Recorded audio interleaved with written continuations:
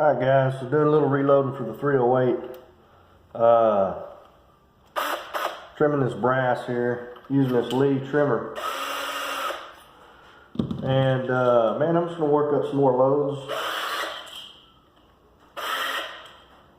for the 308. I got the Hornady ELD 168 grain bullet that I want to mess with, and I'm going to use Varget.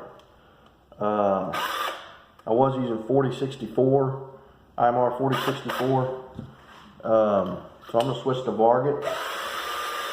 See if I can get a little bit better velocity. I tested the other loads that I made, and they were going 2480. 2480. And my reloading technique wasn't all that great when I first started all this. So, taking it back, I'm going to redo this gun and hopefully find as good of a load that I did have with IMR 4064. So got all my stuff going here.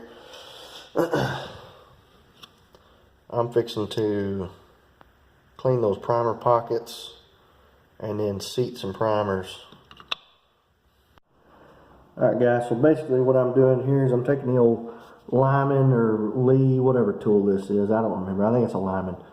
Anyway, taking the primer and cleaning it out. Damn, that thing's dirty.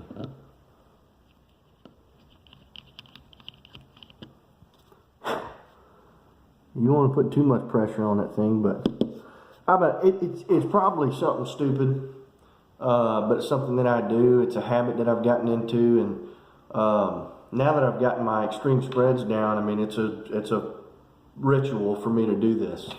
So I run through all the brass and clean the primer pockets.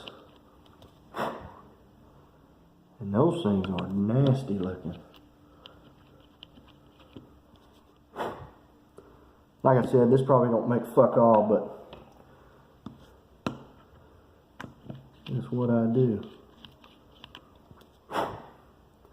And whether it helps or not, I've noticed an improvement in my reloading technique and an improvement in my accuracy and velocity extreme spreads, so I'm going to keep doing it. Superstition. Hold on right there. I'm going to run through these and then we'll put the primers in. So now we're going to prime these. I like to use the CCI large rifle primers. I don't use Magnum primers or any crazy stuff like that. So let's prime these. Alright, so we're using the Lee primer, the hand priming tool. I like this tool because you can feel it. You can get a feel for seating the primer. And I like that a lot better. I like to feel the, goddamn.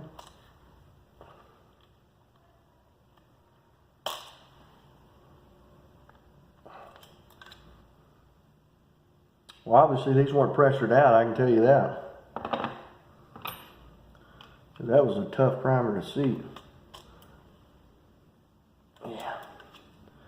I like to punch it in there and make sure it's recessed when you prime it.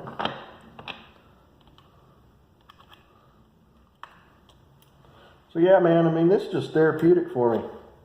I love doing this. I love looking at the data. I love trying to get my velocities up and figure out which powder is going to provide that for me. You know, Varget's a good powder. I never did jump on the bandwagon, but I see why people use it. So, let me prime these bad boys. And then we'll go over what our goals are for this 308. Goal is, I got an 18-inch barrel on there, and factory, yesterday we took it out to 670 yards. I don't know why I didn't film it then.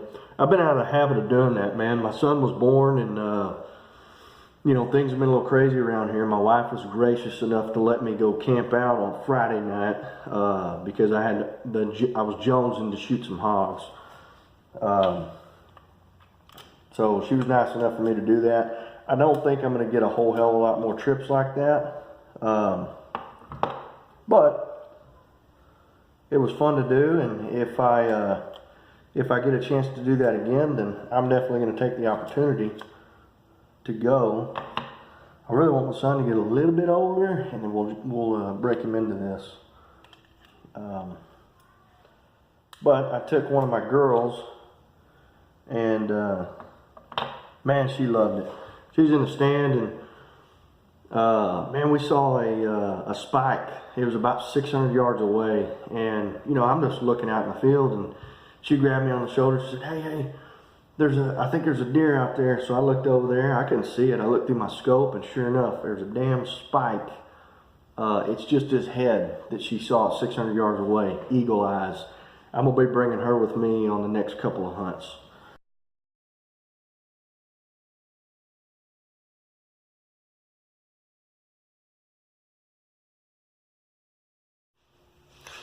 So I got 12 brass prepped, ready, trimmed,